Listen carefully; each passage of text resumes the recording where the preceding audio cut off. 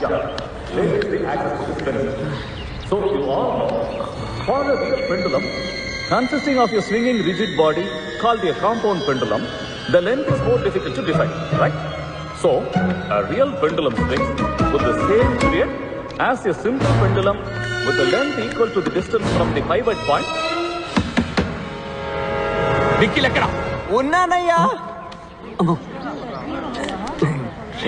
Ray. Ay. అందరూ ఇక్కడే ఉన్నారా? నోరు మీరా. Good morning sir. నిన్న రాత్రి ఎక్కడున్నావు? చదువుకుంటున్నాడు సార్, చదువుకుంటున్నాడు. ఫుల్ నైట్ చదువుకుంటున్నాడు. అవునా? రియల్లీ? అవును సార్. 2 రోజులుగా నిద్రపోకుండా చదవడం వల్ల ఇలా ఊగిపోతున్నాడు. ఏంట్రా వాగుతున్నా? ఊగిపోయే రేంజ్కి సార్ ఏం చదివారు? Induction motor sir, induction motor. Full chapter చదువుకున్నాడు కదా. ఫుల్ చాప్టరా? In that case, Mr. Sanakkaila Nikhil, sir, can you tell us how an induction motor starts? అయిపోయాం రా.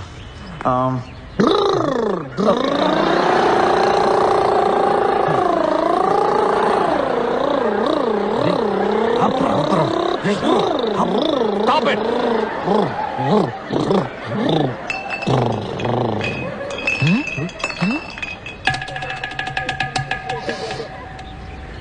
Sir Ram. Mr. Nikhil, sir. let's have a cup of tea in my office. Okay sir. Close the door. నీకు type చేయడం వచ్చా? వచ్చు sir. Come sit. Sir I'm sorry sir. Please type. My dear sir,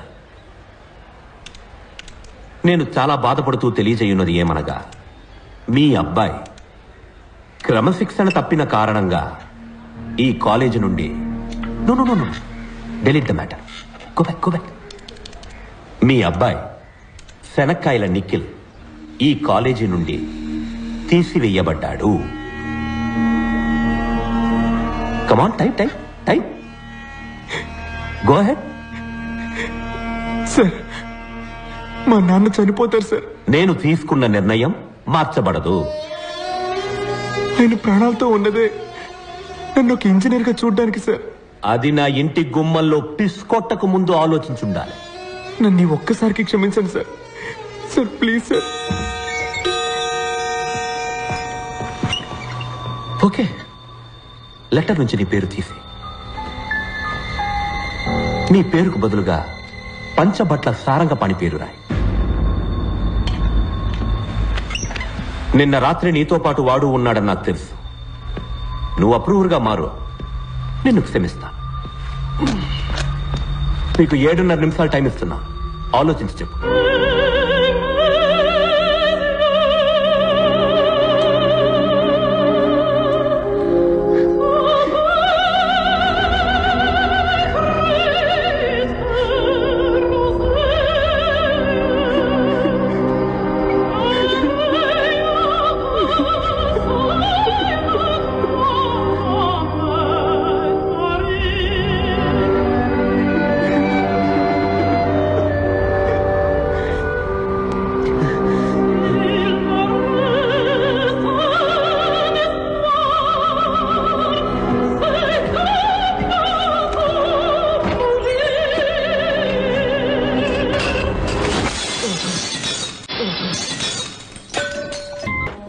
taxi కావాలన్నారా?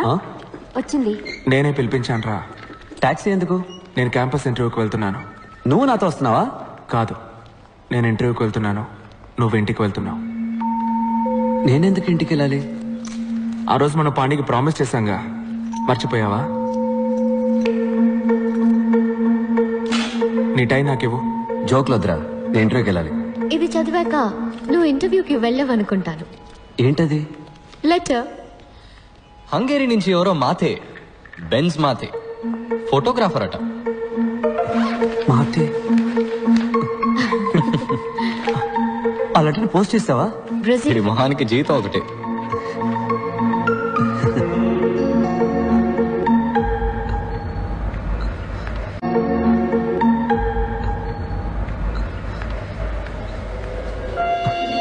మా నాన్న ఒప్పుకోరు. వెళ్ళరా, ధైర్యంగా వెళ్ళి మీ నాన్నతో మాట్లాడు. ఆయనకు అర్థమయ్యేలా చెప్పు. ఈరోజు నువ్వు భయపడి చెప్పలేదో చివరిదాకా నువ్వు కోరుకున్న జీవితం పొందలేకపోయామని తలుచుకొని బాధపడతావురా. అందరి లైఫ్లో ఒక టైంలో ఎటువైపు వెళ్లాలో నిర్ణయించుకోవాల్సిన సమయం వస్తుంది వెంకట్. ఇటువైపు వెళ్తే క్యాంపస్ ఇంటర్వ్యూ, ఇంజనీర్ ఉద్యోగం, ఫ్యాక్టరీ లైఫ్. అటువైపు వెళ్తే అడవి, మృగాలు, ఫోటోగ్రఫీ. నీ జీవితాన్ని మార్చిపోయే ఆ నిమిషం ఇదేరా. డిసైడ్ చేసుకోరా.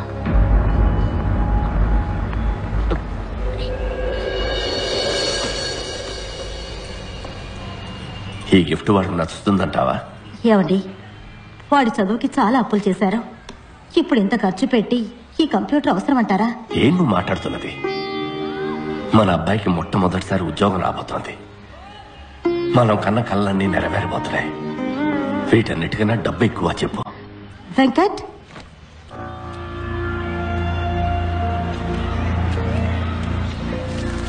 రే, ఇవాళ నువ్వు ఇంటర్వ్యూకి వెళ్ళాలి కదా? నేను వెళ్ళలేదు. ఏ? నాకు ఇంజనీర్ అవ్వడం ఇష్టం లేదు.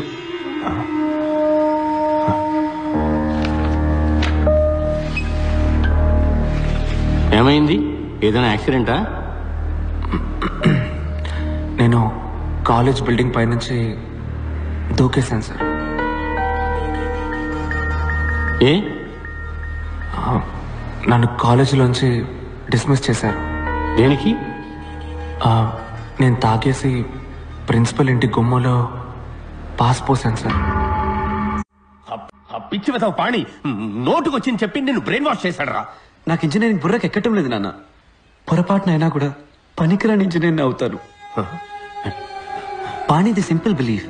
నీకు నచ్చిన పని చెయ్యి, అప్పుడు పని పనిలా ఉండదు, సంతోషంగా ఉంటామంటాడు. రే, అడవులకు వెళ్ళి ఏం సంపాదిస్తావురా? స్టైఫండ్ తక్కువే వస్తుంది, కానీ నేర్చుకోవడానికి ఎంతో ఉంటుంది నాన్న. రే, ఒక 5 ఏళ్లలో నీతో చదువుకున్న వాళ్ళందరూ సొంత ఇల్లు, కారు కొనుక్కుని సెటిల్ అయిపోతారా. తర్వాత నువ్వే ఫీల్ అవుతావు. నేను సంతోషపడతానన్నా, కానీ ఇంజనీర్ అయితే మాత్రం లైఫ్ లాంగ్ ఫీల్ అవుతాను. ఊళ్ళో అంతా నిన్ను చూసి నవ్వుతారా. నువ్వు పెద్ద ఇంజనీర్ అవుతావని అందరూ ఎంత గొప్పగా చెప్పుకుంటున్నారు. ఐఈసీలో చేరి చదువుకోవడానికి మీ అబ్బాయి పెట్టి పుట్టాడని కృష్ణమూర్తి అంకుల్ ఇప్పటికీ చెప్తాడు. వాళ్ళందరూ ఏమనుకుంటారా? కృష్ణమూర్తి అంకుల్ నా రూమ్కి ఏసీ పెట్టించలేదు నాన్న. నాకు ఫీజు కట్టి చదివించింది ఆయన కాదు నాన్న. చిన్నప్పుడు నన్ను భుజం మీద ఎక్కించుకుని జూ అంతా తిప్పి చూపించింది ఆయన కాదు నాన్న. అదంతా చేసింది మీరు. మీరేమనుకుంటున్నారనేది నాకు ముఖ్యం. ఏంట్రా, ఏదైనా సినిమా చూసి వచ్చావా? డైలాగులు కొడుతున్నావు? అయ్యో, కోప్పడకండి. వాడు అసలే చాలా బాధలో ఉన్నాడు. తర్వాత అదికిలాగా ఏమన్నా చేసుకుంటాడేమో. నేనేం మాట్లాడకూడదు కదూ. నేనేం మాట్లాడను. ఏమన్నా అంటే సార్ పైనుంచి కిందకు దూకేస్తారు. లేదు నాన్న, నేను ఆత్మహత్య చేసుకోను, ప్రామిస్. నాన్న, దీన్ని చూడండి. పాణి మీ ఫోటో నా పర్సులో పెట్టి ఏమన్నాడో తెలుసా? ఎప్పుడైనా నీకు ఆత్మహత్య చేసుకోవాలనిపిస్తే ఈ ఫోటోని తీసి చూడు. నీ డెడ్ బాడీని చూస్తే వాళ్ళ మొహంలో ఉన్న చిరునవ్వు ఏమవుతుందో అని కొంచెం ఆలోచించమన్నాడు నాన్న.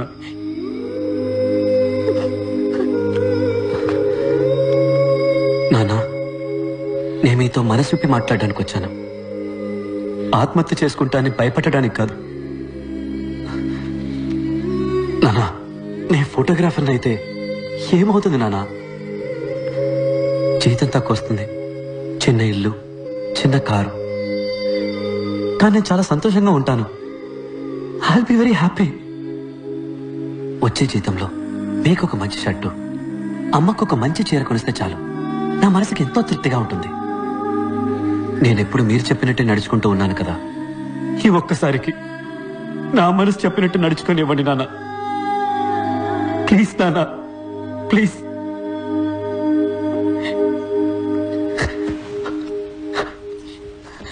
నాన్న, ప్లీజ్ నాన్న.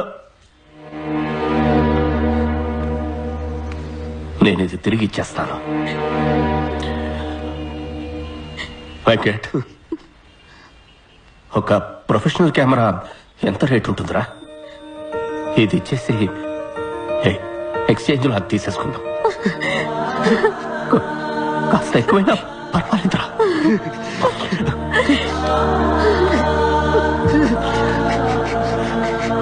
వెంకట్,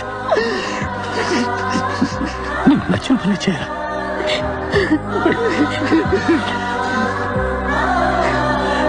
నువ్వు బాగున్నావు. అన్ని సెమిస్టర్స్ లోనూ నీకు మార్కులు తక్కువగా వచ్చాయి. ఏ భయం సార్. నేను చిన్నప్పుడు స్కూల్లో చదువుకునేటప్పుడు నాకు మార్క్స్ బాగానే వచ్చేవి సార్. మన కుటుంబ కష్టాలన్నీ మన అబ్బాయి తీరుస్తాడని మా అమ్మ నాన్న అనేవారు. అప్పుడు స్టార్ట్ అయింది సార్ ఈ భయం. నేను 5వ క్లాస్ వరకు కాన్వెంట్లోనే చదువుకున్నాను సార్. ప్రతి నెల ఫీజు కట్టలేకపోతున్నామని గవర్నమెంట్ స్కూల్లో తెలుగు మీడియంలో జాయిన్ చేశారు. ఇక్కడికి వచ్చి చూస్తే అంతా ఇంగ్లీష్లోనే ఉంది. దిక్కు తోచలేదు. నా భయం కూడా చాలా ఎక్కువైంది సార్. ఇక్కడ పెద్ద రేసే జరుగుతోంది. ఫస్ట్ రాలేదంటే ఇక్కడ ఎవరికి మర్యాద ఉండదు. నా భయం శాశ్వతమైంది. భయం చదువుకు పెద్ద ఆటంకం సార్. దేవుళ్ళందరికీ పూజలు చేశాను. అన్ని గుళ్ళ తాళ్ళు కట్టుకున్నాను. దేవుణ్ణి అదివ్వు ఇదివ్వు అని బతిమాలి బిచ్చం ఎత్తుకున్నాను. మొక్కులు కేటాయించిన టైంలో చదువుకోనుంటే మంచి మార్క్స్ వచ్చుండేవి. 16 ఎముకలు విరిగాయి. 2 months రెస్ట్. బాగా ఆలోచించాను. అప్పుడు అర్థమైంది సార్ నాకు. ఈరోజు దేవుడి దగ్గర ఎలాగైనా నాకు ఈ జాబ్ ఇప్పించమని నేను అడగలేదు. నాకు ఈ లైఫ్ ఇచ్చినందుకు థ్యాంక్స్ అని చెప్పొచ్చాను. సార్, మీరు నన్ను రిజెక్ట్ చేసినా కూడా నేనేం బాధపడను సార్. ఎక్కడో నా తెలివికి శక్తికి తగ్గ ఉద్యోగం చేసి ఎలాగైనా నేను పైకి వస్తానని నాకు నమ్మకం వచ్చింది సార్. ఇంత ఫ్రాంక్గా బిహేవ్ చేసేవాళ్ళు మా కంపెనీకి పనికిరారు.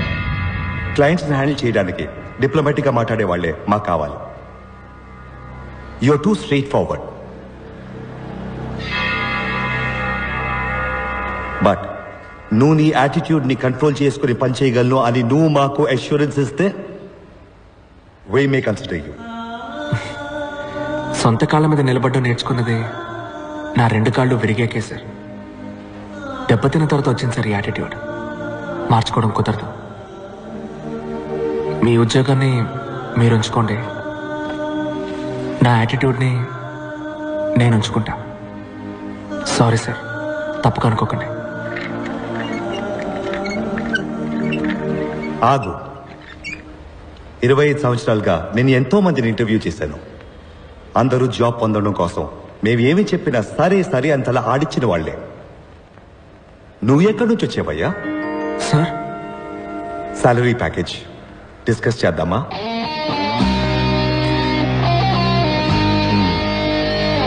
Thank you sir.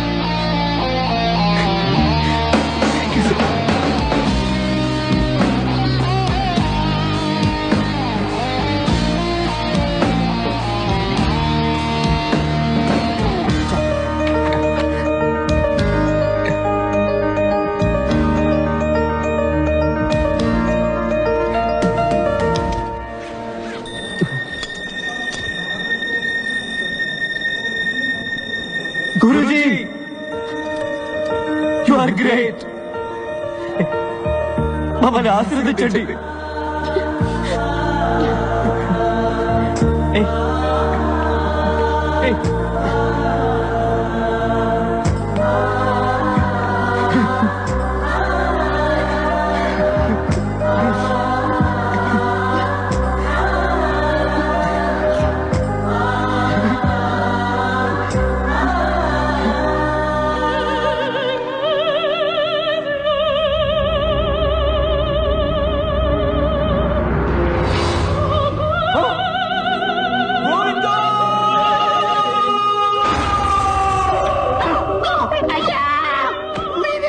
చెప్పారు వాడికి ఉద్యోగం వస్తే మీ మీద తీసేయమని. అయ్యా,